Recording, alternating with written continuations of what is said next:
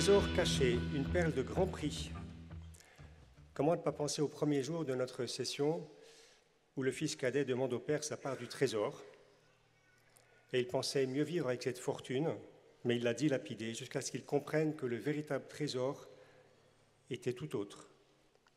Le fils aîné aussi a eu du mal à comprendre, et on ne sait pas à la fin de l'histoire s'il a déjà compris ou pas, s'il a pris conscience du trésor qui était là à sa portée.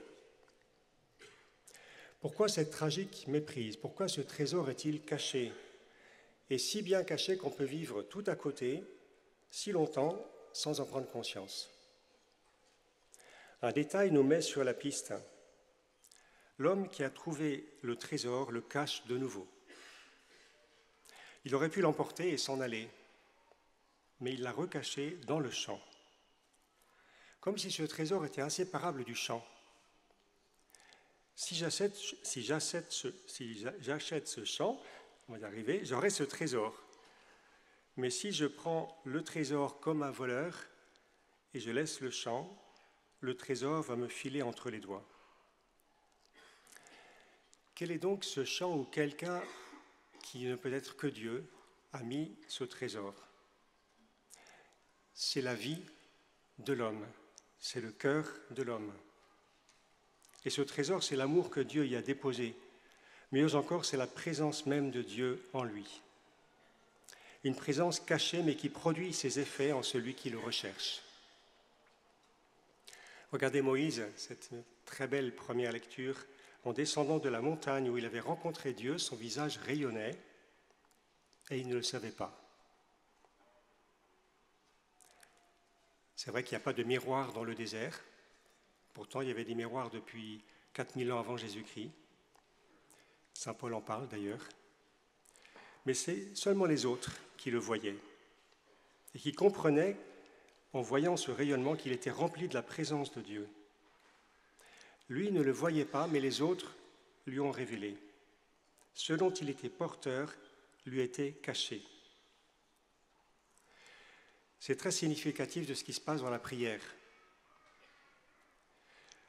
Souvent, la prière, en tout cas parfois au moins, elle nous paraît sèche, inutile, mais ses effets se manifestent après, dans le contact avec les autres. Et c'est bien que ce soit caché, parce que rayonner, ce n'est pas briller. Le miroir brille et renvoie la lumière, mais il ne l'a pas en lui. Le rayonnement, il vient de l'intérieur. Il est un écho de cette lumière intérieure, bien plus forte, que le Seigneur a déposée. Celui qui brille, il impressionne, il peut provoquer la jalousie, la comparaison, ce péché du fils aîné. Pourquoi mon frère a eu tout ça et pas moi? Mais celui qui rayonne, c'est une lumière douce qui donne confiance et qui ne se monte pas la tête. Seul l'humble peut rayonner. On dit de Moïse qu'il était l'homme le plus humble que la terre ait porté. Bien sûr, c'était avant que Jésus et Marie viennent et tous les saints après eux. Frères et sœurs, chacun de nous est porteur d'un trésor qui ne sont pas seulement, bien sûr, des richesses matérielles, ni ses qualités, ni ses diplômes ou quoi que ce soit, mais la grâce que Dieu a déposée en chacun de nous, déjà dans notre création et ensuite à notre baptême. C'est une grâce qui se déploie dans la prière et au contact des autres. À la fin de cette messe, nous allons avoir la joie de prier pour les membres du Rocher qui terminent leur mission.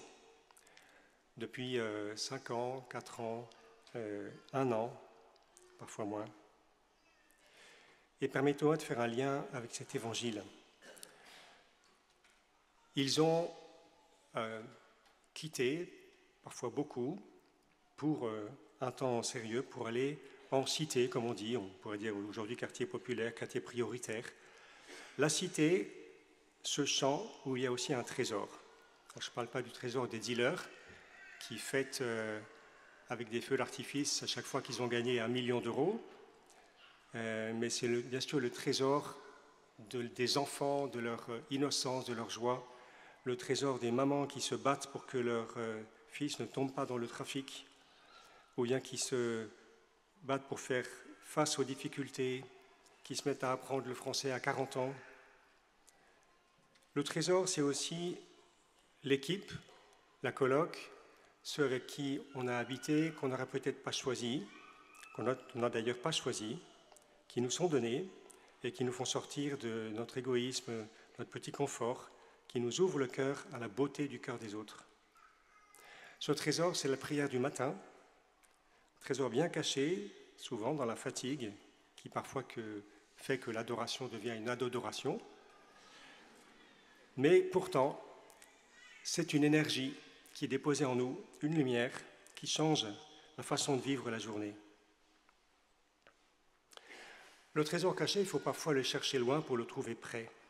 C'est étonnant, mais le fils cadet, qui est parti loin, l'a trouvé avant son fils aîné, son frère aîné, pardon. C'est un peu ce que vivent les membres du Rocher en allant ailleurs. C'est vrai, pas très loin forcément, c'est en France. Les membres du Rocher, mais aussi on pourrait parler de ceux de Filesco, ceux de Lazare, ceux de l'Arche et bien d'autres. Tous ceux qui se mettent au service de ceux qui sont considérés comme plus petits. Ce qui me frappe, c'est que les anciens du Rocher font après souvent des choses très simples, à hauteur de visage. Ils ne cherchent pas la réussite du nombre, les actions spectaculaires. Ils s'intéressent à aller voir les voisins. Ils s'intéressent aux personnes plus en profondeur. Ils cherchent à être facteurs de paix près de chez eux.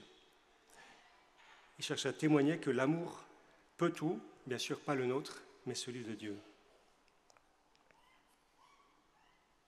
Frères et sœurs, un jour, Jean-Paul II a dit « La première fidélité demandée à un prêtre, c'est de continuer à croire à son propre mystère. » Et ça vaut pour nous baptisés aussi. Encourageons-nous à tenir fermement à ce trésor que Dieu a déposé en nous, à cette lumière du Christ qui rayonne sur les autres à notre insu.